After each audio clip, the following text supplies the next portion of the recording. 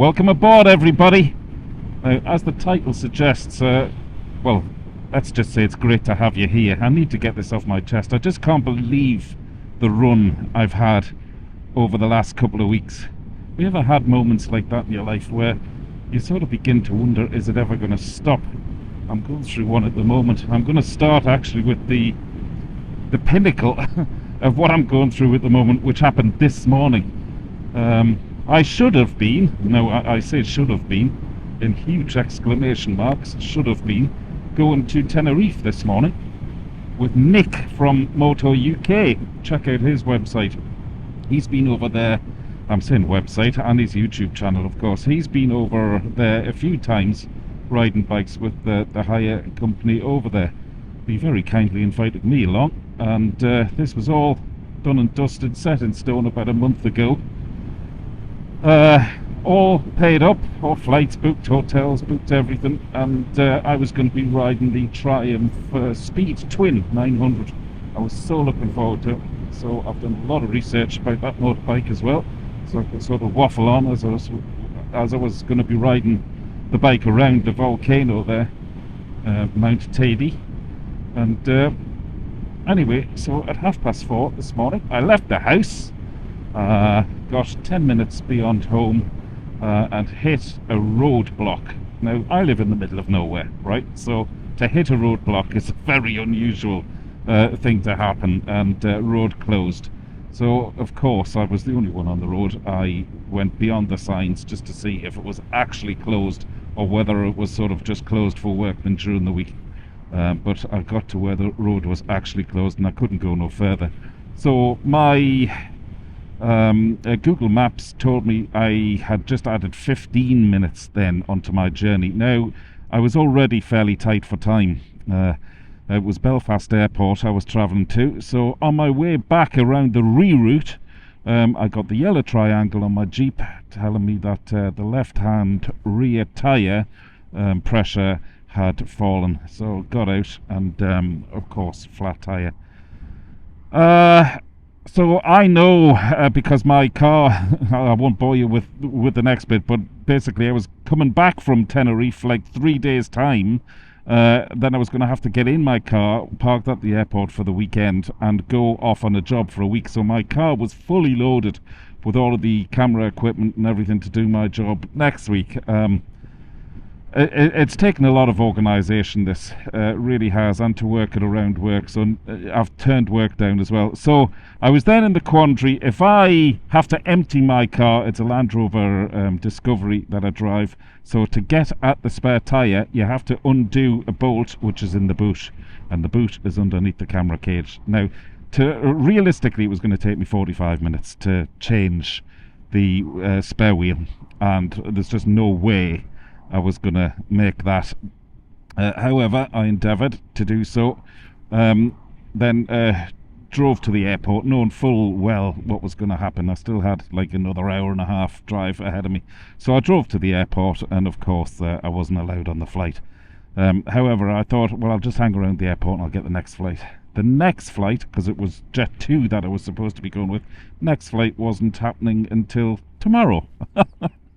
So I then started looking at other airlines, Aer Lingus and Ryanair, who, yes, flew to Tenerife, but were fully booked today, but they did fly tomorrow. So I thought, okay, that's great, I'll get myself on one of them from Dublin Airport. So priced that up. It was going to be €400 one way, just to fly. I'll just overtake this chap. I shouldn't be doing it with the amount of bad luck I'm having recently. Have to. What was I saying? So yeah, I priced that, and then I just thought, this is ridiculous. I was going to get in there at 8 o'clock on Saturday night, basically have 1 day riding on the Sunday of this street twin around the volcano in Tenerife, then come home on the Monday. That meant the trip was probably going to cost me all in around €1,500 for 1 day's riding. So I cut my losses, went home, cancelled as much as I could, albeit lost 50% on most things. If not everything, like the flight had already booked. So leading up to that, Yesterday, before I left this morning to try and get to Tenerife, yesterday I heard on the news that there were protests in Tenerife about the amount of tourists coming into the island, and the locals are unhappy about that. I'm not going to turn political here, but I'm just stating the fact that this had happened yesterday. And then with the road closure this morning, which I told you about, then the puncture, I was thinking, okay, that's happened in threes. But up until that, over the last week, or the last 2 weeks, the engine in my Land Rover Discovery, something happened to it, had to be repaired. I got a bill for that 2 weeks ago for €4,800.